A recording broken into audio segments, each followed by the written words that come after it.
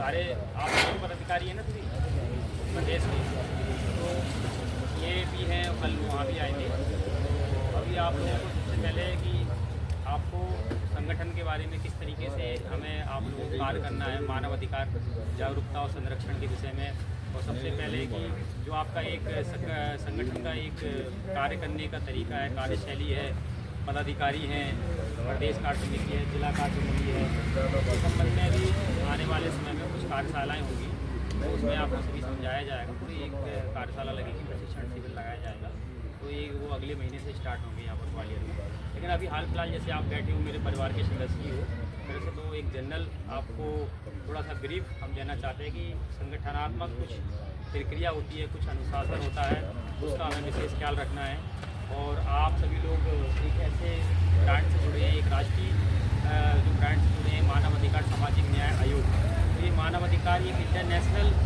Brand है। मानव अधिकार भारत का जो अभी हम मानव अधिकार के क्षेत्र में काम कर रहे हैं, भारत में ही नहीं पूरे विश्व में मानव अधिकार की जो इंटरनेशनल ऑर्गेनाइजेशन है, संयुक्त राष्ट्र संघ है, ये जो इसका क्षेत्र है सार्वभौमिक क्षेत्र नहीं है। तो इसमें हमें सभी दलगत राजनीति से ऊपर होते हुए, हो सकता हो कुछ भाजपा के पदाधिकारी हों, कुछ कांग्रेस के भी हों, कुछ अन्य पार्टियों के भी हों, तो उन सबको दरकिनार रखते हुए हमें एक डिसिप्लिन वे में काम करना है, एक अनुशासन के तरीके से काम करना है। इस तरीके से काम करना है जैसे हमारे भाई खड़े हुए हैं एमपी पुलिस के जवान, इनका अनुशासन आप देखिए, खड़े हैं ना, ये इनके टीआई साहब ने बोला खड़े हैं ना, इन्होंने कोई वो देखते रहे इनको यहाँ पर नहीं देख रहे ना, तो बैठ सकते थे कि नहीं, लेकिन नहीं बैठे ना, पीछे जा सकते थे कि नहीं। तो इनको जिम्मेदारी का एहसास है, इन्हें पता है कि यहाँ आए हैं, इनके थाना प्रभारी ने भेजा है, तो यहाँ कुछ अपनी घटना ना हो, इसलिए तो आप भी अपनी जिम्मेदारी का एहसास करो। मैं ये नहीं कह रहा कि गैर जिम्मेदार हूँ, मैं बता रहा हूँ आगे से कोई भी ऐसी घटना ना हो कि आप जिम्मेदारी का जो आपको कार्य दिया गया है उसी को आप करें। मैं नहीं देख पाऊँगा आपको दिल्ली से बैठे हुए, हमारे पर ये परिहार साहब भी नहीं देख पाएंगे, परमार साहब भी नहीं देख पाएंगे, सबको थोड़ी आप कौन क्या कर रहा है, और जिलाध्यक्ष नहीं देख पाएंगे। हम आपको प्रशिक्षण देंगे, प्रशिक्षण में हर चीज़ समझें, लेकिन बाकी चीज़ें आपको खुद करनी है, अनुशासन रखना है जो आपको, और आप खुद भी आगे जाएंगे और समाज के अन्य लोगों को भी आगे ले जाएंगे, अपने आस पड़ोस के भी लोगों को आगे ले जाएंगे। एक स्वच्छ वातावरण का निर्माण होगा। भारत देश हमारा जो आपको सब हमको मालूम है कि विकासशील देश है, हम सभी अभी विकास कर रहे हैं। हमारे माननीय प्रधानमंत्री मोदी जी और हमारे पूर्व मुख्यमंत्री शिवराज सिंह चौहान और मोहन यादव जी बहुत कार्य कर रहे हैं। मोदी जी ने बहुत कार्य किए हैं। मोदी जी के नेतृत्व में भ्रष्टाचार के रोकने के संबंधी कई ऐसी गतिविधियाँ हुई हैं, प्रशासनिक पारदर्शिता लाई गई है।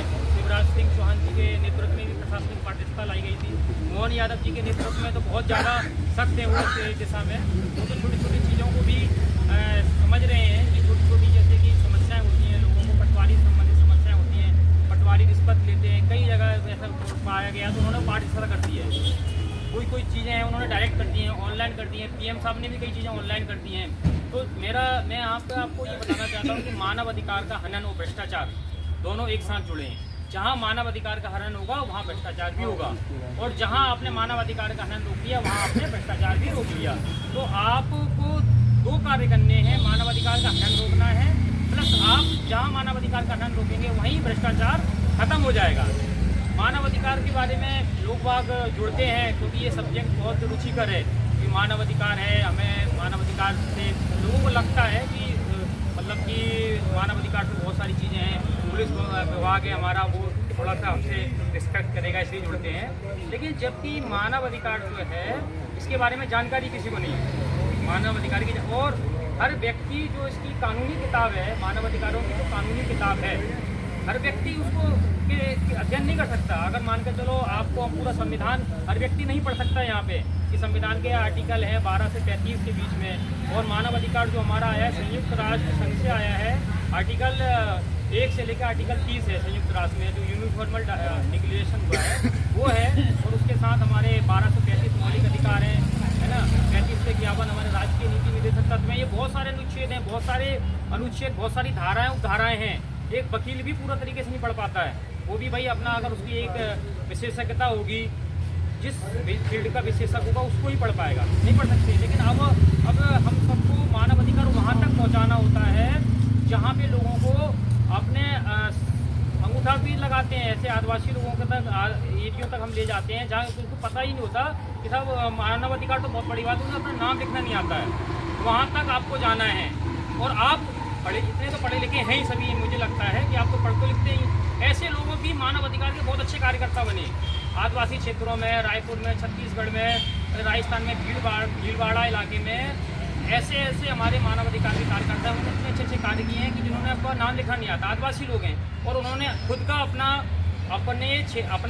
अधिकार से बहुत सारी चीज़ें हैं, पुलिस विभाग है हमारा वो थोड़ा सा हमसे रिस्पेक्ट करेगा इसलिए जुड़ते हैं। लेकिन जबकि मानव अधिकार जो है इसके बारे में जानकारी किसी को नहीं है मानव अधिकार की। और हर व्यक्ति जो इसकी कानूनी किताब है, मानव अधिकारों की जो कानूनी किताब है, हर व्यक्ति उसको अध्ययन नहीं कर सकता। अगर मान के चलो आपको पूरा संविधान हर व्यक्ति नहीं पढ़ सकता यहाँ पे कि संविधान के आर्टिकल है 12 से 35 के बीच में, और मानव अधिकार जो हमारा आया है संयुक्त राष्ट्र संघ से आया है, आर्टिकल 1 से लेकर आर्टिकल 30 है संयुक्त राष्ट्र में जो यूनिफॉर्मल डिक्लेरेशन हुआ है वो है, और उसके साथ हमारे 12 से 35 मौलिक अधिकार हैं, है ना, 35 से 51 हमारे राजकीय नीति निर्देशक तत्व में। ये बहुत सारे अनुच्छेद हैं, बहुत सारे अनुच्छेद, बहुत सारी धाराएं उपधाराएं हैं। एक वकील भी पूरा तरीके से नहीं पढ़ पाता है, वो भी भाई अपना अगर उसकी एक विशेषज्ञता होगी, जिस फील्ड का विशेषज्ञ होगा उसको ही पढ़ पाएगा, नहीं पढ़ सकते। लेकिन अब हम सबको मानव अधिकार वहाँ तक पहुँचाना होता है जहाँ पे लोगों को अपने अंगूठा भी लगाते हैं, ऐसे आदिवासी लोगों के तक एरियो तक हम ले जाते हैं जहाँ उनको पता ही नहीं होता कि साहब मानव अधिकार तो बहुत बड़ी बात है, उन्हें अपना नाम लिखना नहीं आता है। वहाँ तक आपको जाना है, और आप इतने तो पढ़े लिखे हैं ही सभी, मुझे लगता है कि आप तो पढ़ तो लिखते ही। ऐसे लोगों की मानव अधिकार के बहुत अच्छे कार्यकर्ता बने आदिवासी क्षेत्रों में, रायपुर में, छत्तीसगढ़ में, राजस्थान में, भीलवाड़ा इलाके में ऐसे हमारे मानव अधिकार के कार्यकर्ता उन्होंने इतने अच्छे कार्य किए हैं कि जिन्होंने आपका नाम लिखा नहीं आता, आदिवासी लोग हैं, और उन्होंने खुद का अपना हनन रोका है जो उनके साथ समस्याएं होती थी, प्लस अपने जो जाति समूह है उनका एरिया है उसके भी हनन को रोका है। तो आपके पास एक बहुत बड़ी ताकत है, बहुत बड़ी चिंगारी है, और इससे आप बहुत कुछ कर सकते हैं। लेकिन सबसे पहले अभी मैं आपको प्रैक्टिकली बात बता रहा हूँ कि आज आप इतने सारे लोग बैठे हुए हो, लेकिन अभी आपसे मैं पूछूँ कि मानव अधिकार आप समझोगे कैसे कि आपका हनन किया जा रहा है, या ये भी हमारा मानव अधिकार है? किसी भी आदमी से पूछ लो अभी कि क्या आपके मानव अधिकार हैं, नहीं मालूम होगा। और कितनी भी पढ़ भी लोगे तो मानव अधिकार का क्षेत्र बहुत विस्तृत है, फिर भी आपको मालूम नहीं पड़ सकता। तो एक सरल और सिंपल भाषा में मानव अधिकार को आपको समझना हो तो आप इस तरीके से समझ सकते हैं मानव अधिकार कि मान के चलो इस क्षेत्र में जो निवास करते हैं, या हमारे भारत देश में जो निवास करते हैं, या हमारे भारत देश के किसी भी कोने में निवास करते हैं, कहीं भी जहाँ हमारे भारत सरकार की शासन हो, जहाँ हमारे भारत का शासन हो, विदेशी शासन तो नहीं है ना, हम तो आज़ाद हो चुके, हमारे भारत का शासन हो, वहाँ पे प्रत्येक नागरिक की जीवन की सुरक्षा करना, उसके एक ऐसा जीवन मिले जिसमें उसकी इज्जत हो, जिसमें उसका सम्मान हो, और उसके जीवन की हर तरीके की सुरक्षा करना, यही मानव अधिकार होता है। जैसे अगर कोई यहाँ पर कोई भी वृद्ध व्यक्ति या कोई भी आम जन अगर मान के चलो एक सड़क पे दुर्घटनाग्रस्त हो जाता है और वो किसी कारण से दुर्घटनाग्रस्त हो रहा है और वो वहाँ पे मृत्यु हो रहा है या किसी संक्रमण के कारण, बीमारियों के कारण मर रहा है, तो ये भी मानव अधिकार का हनन है। सरकार की जिम्मेदारी होती है, लेकिन सरकार की जिम्मेदारी सरकार बखूबी निभाती है। हमारे 20 सालों से हमारी बीजेपी की सरकार है, बहुत अच्छी तरीके से हमारी बीजेपी की सरकार हर तरीके से हर संभव मदद करती है, सभी योजनाएं पहुंचती है, लेकिन उनके क्रियान्वयन कैसे हो, नीचे तक उनका क्रियान्वयन कैसे हो। अब जैसे कि मैं आपको उदाहरण के तौर पर समझाता हूँ, कोई अस्पताल है, अब कोई वृद्ध कोई बीमार होता है, और सबसे पहले सरकार ने अस्पताल इसलिए बनाए हैं कि भाई यही हमारा मानव अधिकार है कि हमारे जीवन से संबंधित कोई भी समस्या होती है, बीमारी हो, भारी बीमारी हो, तो उसकी जिम्मेदारी सरकार की, हमें जीवित रखना सरकार की जिम्मेदारी होती है, इसलिए सरकारी अस्पताल बनाए जाते हैं, इसलिए वहाँ पे हमारा मुफ्त इलाज किया जाता है। लेकिन अगर आप देखते हैं कि सरकार वहाँ से सारी चीज़ें बेचती है, चाहे हमारे भारत सरकार से वो कई योजना चलती है, लेकिन भ्रष्टाचार नीचे होता है। अब अस्पताल में जाएंगे, अब ऑपरेशन के लिए गरीबों के लिए सब कुछ मुफ्त होता है, लेकिन वहाँ जाएंगे दवाइयाँ नहीं मिलती हैं, वहाँ आप जाएंगे वहाँ पे उनसे मशीनें नहीं उपलब्ध होती हैं, वहाँ आप जाएंगे डॉक्टर साहब अपना कर्तव्य का निर्वहन नहीं कर रहे हैं, मिलेंगे नहीं। तो मानव अधिकार का हनन सरकार नहीं करती, कोई विधायक नहीं करता, कोई MLA नहीं करता, और ना ही हमारे कोई CM करता, ना प्रधानमंत्री। मानव अधिकार का हनन अधिकारियों के द्वारा ज़्यादातर हमें देखा जाता है, चाहे वो किसी विभाग के अधिकारी हो। तो आपको यही समझना है, आप अगर आपको दैनिक रोजमर्रा से संबंधित कोई भी समस्या होती है, आपको होती है, आपके पड़ोसी को होती है, तो आपको वहाँ एक्टिव होना है। हमारा यही काम है, और परमार साहब जैसे हमारे प्रदेश सचिव हैं, ये हमारी टीम है, तो आपका काम यही है, वहाँ एक्टिव होना है। वहाँ ये समझ लो, अगर आपको दिनचर्या में कोई परेशानी हो रही है शासकीय कारण से, तो आपके मानव अधिकार का हनन किया जा रहा है वहाँ पर। पुलिस विभाग की जैसे आज ये क्षेत्र है, तो इस क्षेत्र में अगर मान के चलो अपराध बढ़ रहे हैं, इस क्षेत्र में अगर किसी भी व्यक्ति को कोई भी गुंडे बदमाश मार के चले जाते हैं, निकल जाते हैं, तो ये मानव अधिकार का हनन है। और ये किसकी लापरवाही की वजह से हो रहा है? पुलिस विभाग की लापरवाही की वजह। यहाँ नहीं हो रहा है, मैं इसकी बात नहीं कर रहा हूँ, लेकिन अगर होता है कहीं भी XYZ, अगर यहीं भी हो रहा हो, तो ये किसकी लापरवाही की वजह से? पुलिस विभाग की लापरवाही। तो आपको अलर्ट होना है, आपको इस संबंध में पुलिस विभाग से बात करना है, आपको अपने थाना प्रभारी से बात करना है, आपको SP महोदय से बात करना है ना। और उससे भी बात नहीं बनती है तो आप दिल्ली पहुँचा सकते हैं, हमारे तक समस्या पहुँचा सकते हैं कि भाई ये समस्या हो रही है। और सबसे बड़ी समस्या ये आती है कि प्राथमिक रिपोर्ट नहीं ली जाती है, FIR नहीं ली जाती है, कई सारी समस्या आती हैं। और कई मामलों में तो जब कोर्ट एक्टिव होता है कि इस मामले में FIR लो, गंभीर प्रकरण है, कई प्रकरणों में ऐसी जानलेवा हमला होते हैं, उसमें भी FIR इलाकों में ऐसा होता भी है। तो वहाँ भी आपको एक्टिव होना है कि प्राथमिकता दर्ज कराना, FIR दर्ज कराना, ये आपका मानव अधिकार है, ये आपका फंडामेंटल राइट्स है, ये आपका मौलिक अधिकार है। ठीक है, ये प्राथमिकता FIR दर्ज कराना ये आपका मौलिक अधिकार है। तो सबसे पहले ये जो समस्याएं आती है, इसके लिए भी आपको एक्टिव होना है, आपकी टीम को एक्टिव करना है। अगर ऐसी कोई घटना मिलती है, कहीं आपको लगता है कि किसी को नाजायज परेशान किया गया है, उसकी प्राथमिकता दर्ज नहीं की जा रही है, तो जबकि वो वास्तव में परेशान है, तो टीम से संपर्क करें, आप जिलाध्यक्ष से संपर्क करें, संभागीय अध्यक्ष से संपर्क करें, और हमारी प्रदेश की टीम से संपर्क करें। इन सब चीज़ों में हमें एक्टिव होना है, और यही मानव अधिकार है कि किसी भी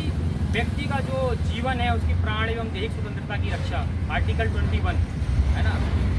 इससे संबंधित किसी व्यक्ति के प्राण एवं दैहिक सुरक्षा, वैसे हमारे जो वकीलों का पैनल होता है, प्रशिक्षण किया जाएगा हर बार में। और बाकी आपको जनरल वे में मैंने बता दिया है नॉर्मल, इस चीज़ को आप फॉलो करो, और प्रशिक्षण शिविरों में आप भाग लेते रहो। इसके साथ ही आपको एक चीज़ और बताने चाहते हैं कि जो अभी हमारे जिलाध्यक्ष ने लिस्ट भेजी है, दिल्ली भेजी थी, और उस लिस्ट के आधार से उनके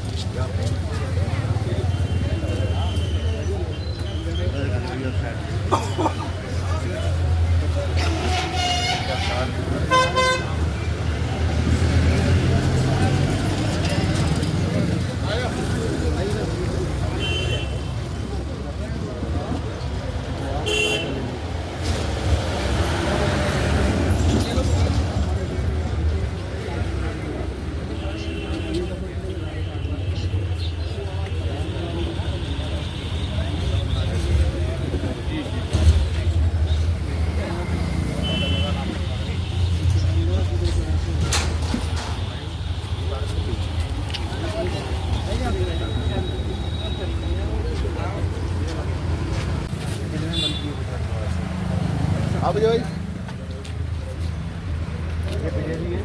सदस्य ने जिले जी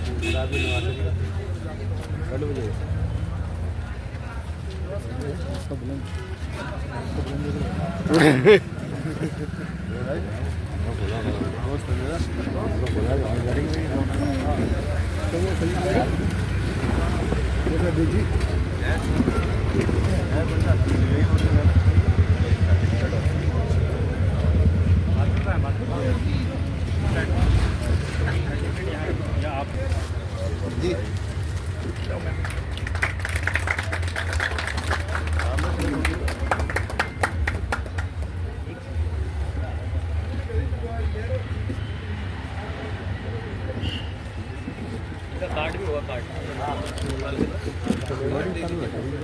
नाम देख के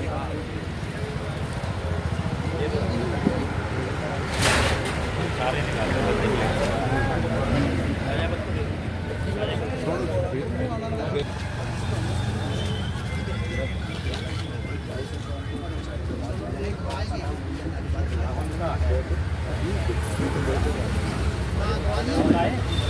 राहुल सिंह चौहान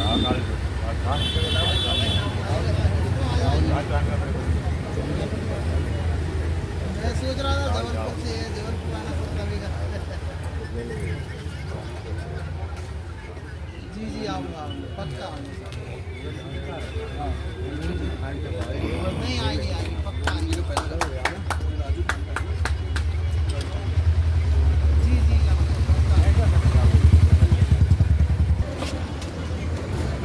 यहाँ ग्वालियर चंद्रमा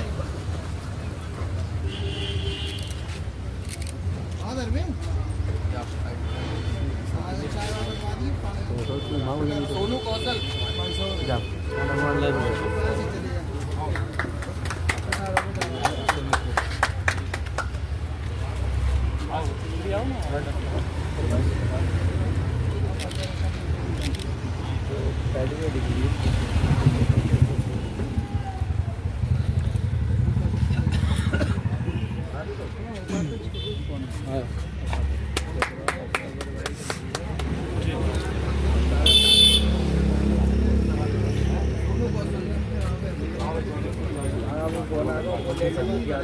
जब भी निकलो तो कॉल लगा दी बता दो जी कहाँ माइक घर की जगह देखने लायक हूँ सब्जी में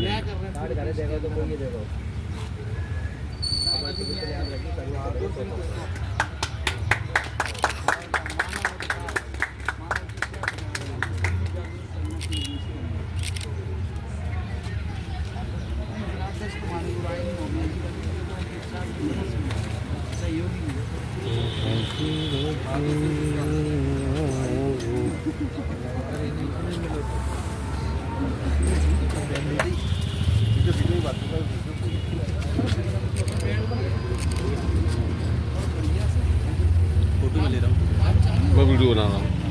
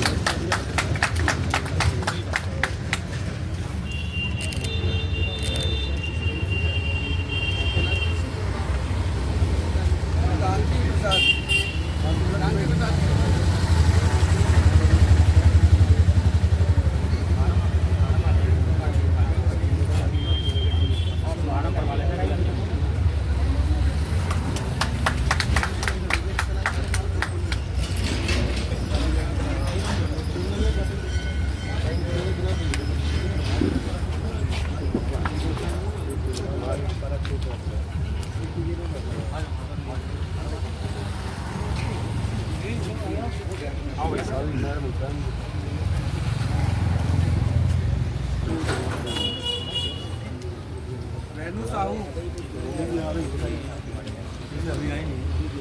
मोहम्मद सलीम खान, सलीम खान नहीं आए? हाँ अरे ये तो पहले ही है साहब, ये तो सुबह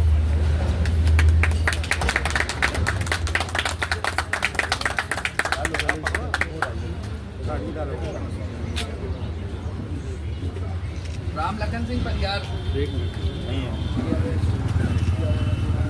गिरिराज दाकर जी,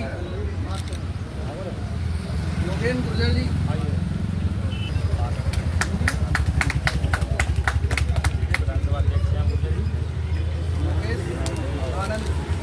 योगेश आनंद,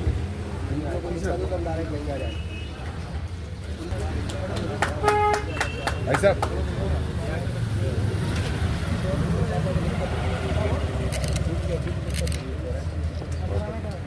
एक ऐसा वो है कि ये मानिए कि आपको कोई भी समस्या होती है, अभी परमार साहब आपके एरिया में प्रदेश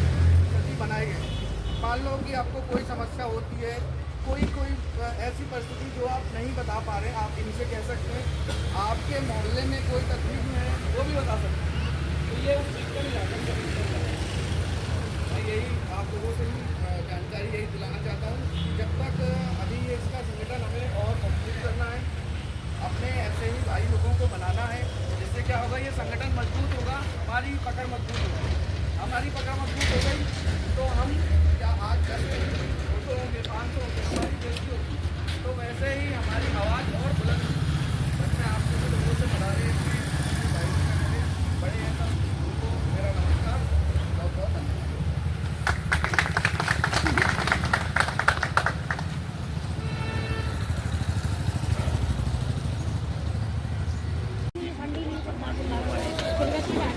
उन्होंने आज यहाँ पर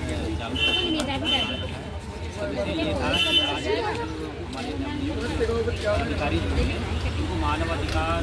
किस तरीके से कार्य करता है, हमारी मानवाधिकार समझ में आए तो किस तरीके से कार्य करती है, उसकी कार्यशैली के बारे में बताना, साथ ही उनको एक ब्रीफ